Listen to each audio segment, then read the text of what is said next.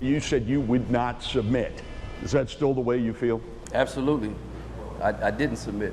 The government's the one that submitted because they knew they were wrong. Defiant in the depths of the pandemic and defiant now.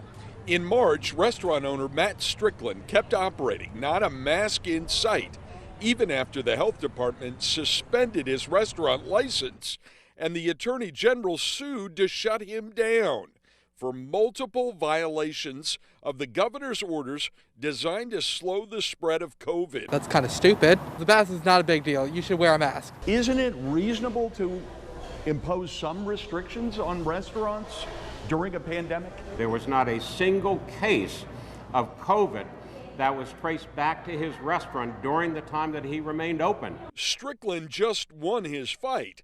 The Commonwealth just dropped its lawsuit against him. They wanted to save themselves the embarrassment of losing once again. We have yet to hear back from the Virginia Health Department or the state attorney general, but Gore Meltz did get this letter from the county health director lifting the summary suspension of his restaurant permit, but also warning that if there are problems in the future that constitute a substantial and imminent threat to public health, he could suspend the permit again immediately. Strickland has a message for any potential customers who might have been turned off by his stance. If somebody stands against affording the community their constitutional rights and their rights as an American, then I don't want to hear Gore Meltz anyway.